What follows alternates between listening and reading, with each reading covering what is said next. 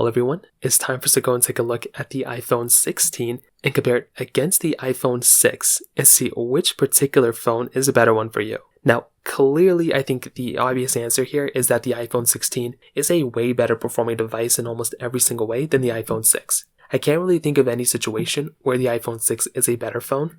Maybe you can make the sense that because it's a cheaper phone, it's a better value per dollar. But even then, I probably wouldn't even recommend it. It makes so much more sense to go and buy a phone like an iPhone 16. But there's a lot of iPhones in between both of these that I'd also recommend buying as well. So if you want to pick up some of these newer devices that I would recommend buying this year, links will be down in the description. You can get them from there, and you can help support the channel at the exact same time. Now, starting off with the outside of both these particular devices, I think both these phones are still very, very good. The outside of the iPhone 6, which came out back in 2014, this device is a little bit of an outdated device as you probably would have imagined. It's an older looking phone. It definitely doesn't look that great. 4.7 inch, Retina panel on the front. And I think, for the most part, it's not a terrible display, right? It's not the worst display of all time, but it's definitely not like an amazing display either. If you're going to go through and pick up a device, it really doesn't make that much sense to go and pick up one of these types of phones, if I'm being honest, right? It makes a lot more sense to go and buy something that is a little bit more modern, and this device is definitely showing its age when it comes down to it. So from that side, that kind of covers it up there for the most part. Now with the iPhone 16, on the other hand, this device is giving you a much better 6.1 inch Super Retina XDR OLED display. So this panel looks significantly better. It's a beautiful device for sure. If you are going to go through and pick up a device, this thing is easily a really, really good option. So I think this is a really good looking phone. I'm a big fan of the iPhone, of these types of devices, of the iPhone 16. It's a bigger display, it's a brighter display, way less bezel on it. It's a bigger phone, but it's also just so much of a nicer device that it makes so much more sense to go and buy a device like that than to buy something like an iPhone 6 in this particular situation. So from that side, it's not even close. On top of that, some other big things to keep in mind here. The iPhone 6 is also basically just giving you, a curved side all throughout it with a lightning port, which still looks and feels pretty good, so not too many issues there. Whereas on something like the iPhone 16, it's giving you a way more modern flat side around that device. So flat side is way more modern, it feels way better in the hand, but also you're getting USB Type-C on the bottom of the iPhone 16. That is in and of itself such a massive difference.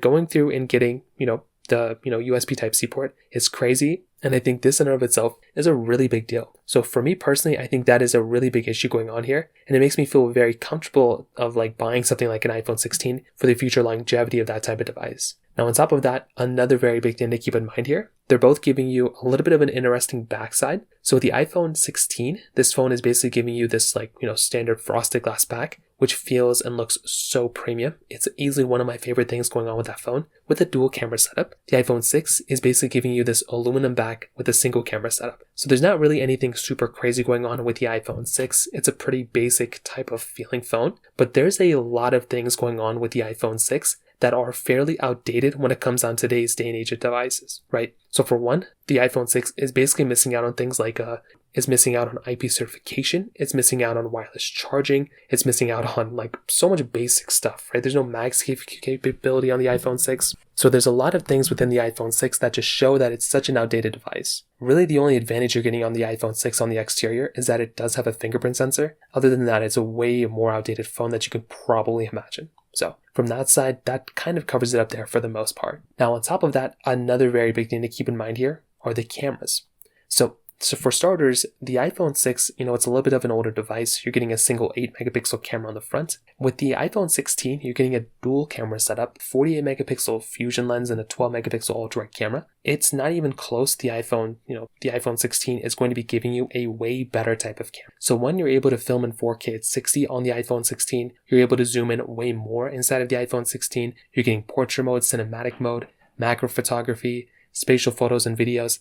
Basically every single thing you can imagine inside of the iPhone 16 is going to be significantly better inside of that device than from something like, the iPhone 6. So that's just kind of what ends up happening here when you're going through and getting these types of devices. But still in this day and age, something like the iPhone 6 is very average. It's basically giving you 1080p filming you can do, but it's really not that great of a camera. And you're kind of stuck in the situation where that type of lens just isn't really going to be giving you that great of an experience. So once again, kind of keep that in mind as well. Not the biggest deal in the world, but that is one thing you're definitely going to be noticing when you're going through getting that type of device. Now, on top of that, another very big thing to keep in mind here too is the fact that with both these devices, you're essentially getting a phone once again on something like the iPhone 16 that's going to be a way longer lasting phone. The iPhone 16 is going to be one of those devices that's going to be lasting for many, many years to come, where the iPhone 6 has been outdated with software already. The iPhone 6 has been outdated with software since like 2018 or something like that, or 2019. So that right there too, it just doesn't make a lot of sense to go ahead and buy that type of phone. There are so many other better devices to go ahead and buy, and buying something like an iPhone 16, once again,